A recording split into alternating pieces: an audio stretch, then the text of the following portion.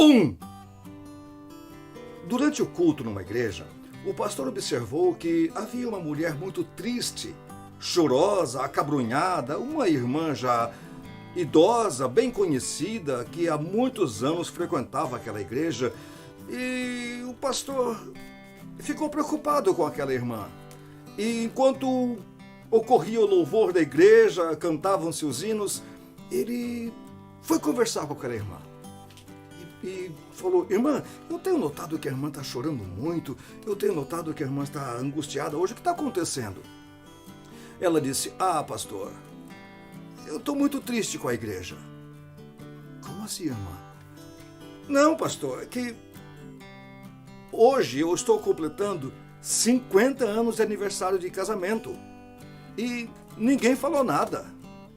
O pastor deu uma disfarçada e falou: não, irmã, é que a irmã não viu ainda. Não acabou o louvor da igreja. Nós preparamos uma surpresa para a irmã. Ah, é, pastor? Sim.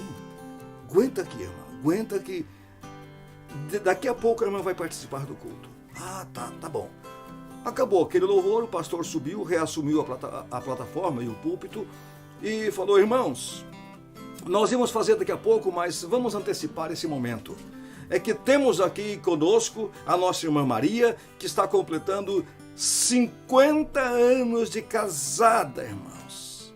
São 50 anos, meio século com o mesmo marido. É um motivo de festa, um motivo de alegria. São raros os casais que chegam a essa data, são raras as pessoas que conseguem viver 50 anos casadas com o mesmo cônjuge. Então é algo maravilhoso. Nós vamos chamar então aqui à frente a irmã Maria, vamos cantar um hino para comemorar essa data, vamos orar com ela, vamos deixar que ela fale alguma coisa, porque é algo realmente marcante, é um exemplo para os jovens, é um exemplo para todas as pessoas. Então chamaram a irmã Maria lá na frente. E foi toda aquela coisa, aquela encheção de linguiça, aquela rasgação de seda, até que o pastor falou assim: escuta, irmã, com toda sinceridade, nestes 50 anos de casados, houve muitas brigas? A irmã Maria falou assim: não, nós quase não brigamos. Na verdade, nós só brigamos uma vez. O pastor falou: olha, irmãos, que exemplo! Em 50 anos de casados, vocês só brigaram uma vez? A irmã Maria falou: só uma vez. Mas que coisa incrível! Qual é o segredo disto? A irmã Maria respondeu: na verdade, essa briga foi no dia do nosso casamento. Aí o pastor ficou ainda mais estupefato e disse: como assim? No dia do casamento vocês brigaram e depois nunca mais brigaram? Sim, respondeu a irmã Maria. Brigamos no dia do casamento e depois nunca mais. Mas o pastor, já curioso, a igreja toda ouriçada, querendo saber detalhes dessa briga e o que aconteceu, então a irmã Maria contou. No dia do nosso casamento, meu pai matou 2 bois, fez uma festa muito grande, foi algo assim que toda a colônia comemorou, foi a tarde toda a comemoração, muita comida, muita festa, tinha até um baile, foi muito bacana, foi muito gostoso. Depois que acabou o casamento, depois que acabou a cerimônia e a festa, então nós pegamos nossa carroça para ir para a casa onde íamos morar. E onde moramos.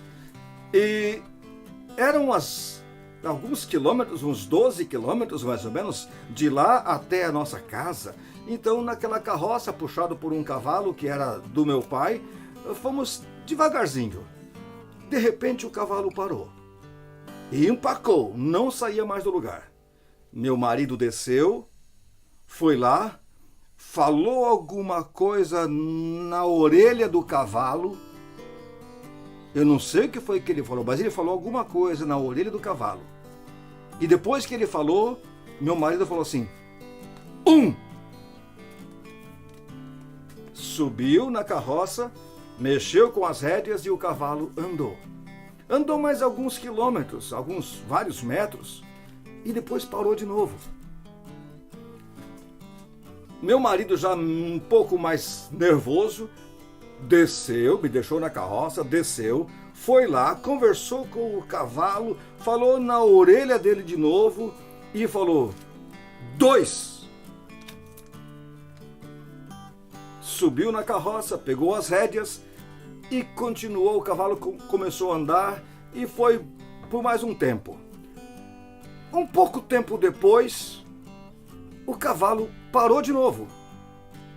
Aí meu marido, já bravo, muito nervoso, desceu, foi lá, falou na orelha do cavalo, na mesma orelha, sacou uma garrucha e deu um tiro no cavalo. Tuf! Matou o cavalo. Soltou a carroça daquele cavalo morto, veio até a carroça, até onde eu estava, me pegou, me desceu dali para nós irmos a pé. E eu falei com ele: você é um marido muito mau. Você é um homem muito nervoso. Você não pensou em nada. E agora? Como é que vamos fazer? Eu vou vestido de noiva para nossa casa a pé, andar esses quilômetros todos? Que homem mau, que homem nervoso você é. Realmente eu estou decepcionada com você. Você não devia ter feito isso. Você não devia agir desse jeito. Você não pode ser assim. Daí, pastor, o meu marido olhou para mim e falou: 1. Nunca mais eu discuti com ele.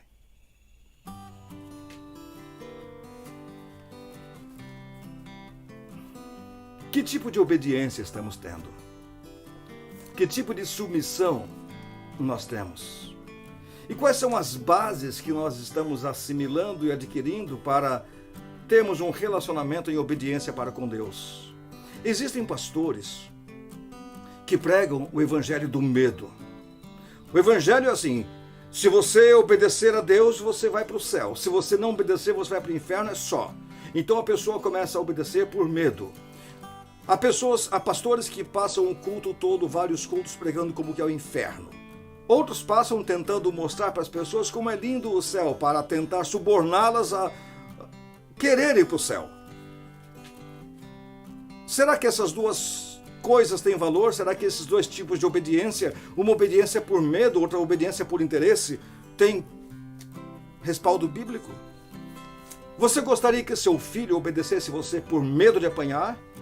Ou gostaria que ele obedecesse você porque você vai levá-lo a uma lanchonete e comprar um bom sanduíche para ele?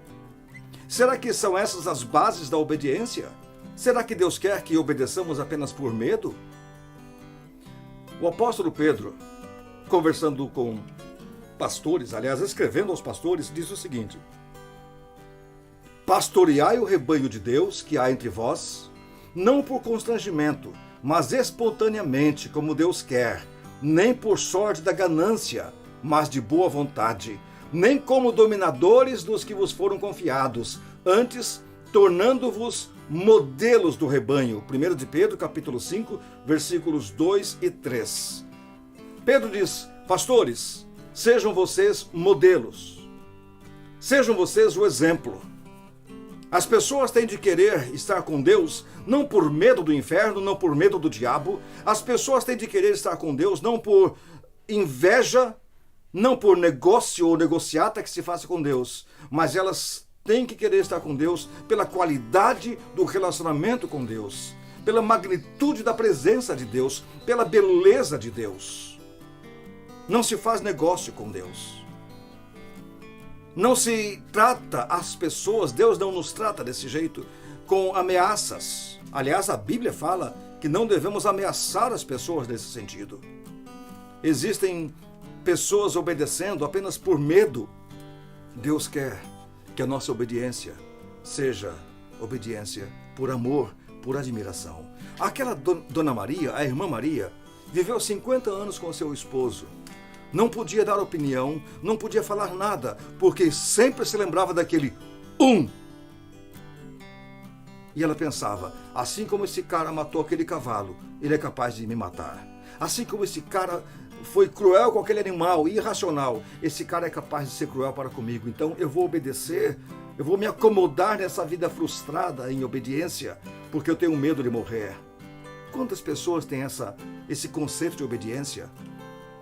Eu tenho visto até nas igrejas, principalmente nas igrejas, alguns conceitos tão errados colocados por pastores que querem manter o seu reininho particular, o seu reinado particular, falando sobre a importância da submissão. Pastores que pregam sobre submissão, sobre contra murmuração, apenas para que o rebanho se submeta, apenas para que o rebanho não pense. Experimente ligar para a casa de um pastor na segunda-feira e veja se o telefone está ligado.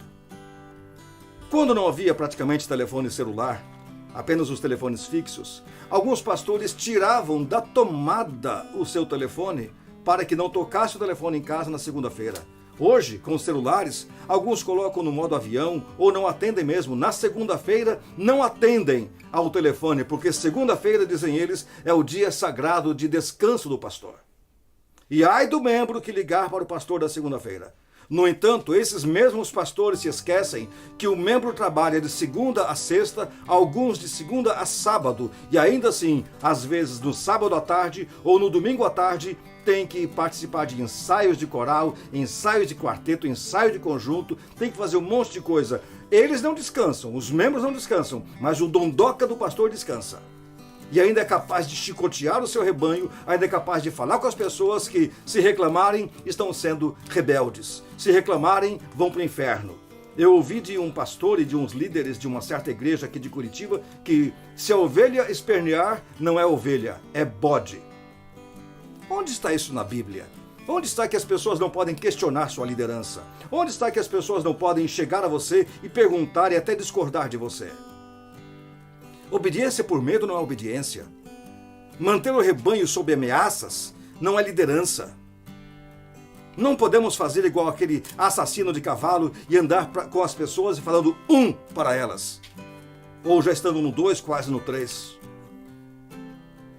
A obediência deve ser por amor, por prazer. Buscar sempre agradar-nos uns aos outros. Um pastor que mostra planos nobres para a igreja certamente terá condições de ver aquele rebanho arregaçando as mangas e trabalhando com prazer. Agora, um que apenas ameaça e chicoteia terá um grupo de pessoas descontentes ou perderá esse grupo. Deus, Ele chega a nós constantemente, nos conquista de maneira tão intensa que a nossa obediência a Ele torna-se uma obediência prazerosa. Eu gosto de uma frase que Davi disse a Deus com relação à maneira como Deus tratava Davi. Davi disse para Deus: tu me trataste como pessoa ilustre. Olha o que Davi disse para Deus: tu me trataste como alguém ilustre. Enquanto Saul vivia perseguindo Davi, enquanto os irmãos de Davi o tinham como prepotente, arrogante, presunçoso, exibido, enquanto várias outras pessoas tinham Davi como inimigo, Deus tratava Davi como pessoa ilustre. Por isso Davi tinha prazer em obedecer a Deus. É isso que Deus quer que nós entendamos. É isto que Deus quer que compreendamos. Que a nossa prática dos princípios não deve ser gerada pelo medo. Deus não é uma constante ameaça para nós. Deus é um Pai. E tudo que Ele fala, tudo que Ele mostra, tudo que Ele ensina, até mesmo tudo que Ele cobra, é para o nosso bem. Ele não tem prazer em nos magoar, Ele não tem prazer em nos maltratar. O coração dele também se angustia quando estamos angustiados. O coração de Deus também se entristece quando estamos entristecidos. E Ele se alegra quando temos prazer na obediência. Deus não quer que imaginemos que Ele seja lá do céu como aquele dono do cavalo e que estamos com medo de Deus começar a sua contagem. Deus não quer que nossa vida religiosa seja apenas um fardo, mas que seja um prazer. Amigo, quer viver uma vida legal? Quer viver bem? Não pense que a toda hora e que a cada momento Deus está abrindo a contagem. 1,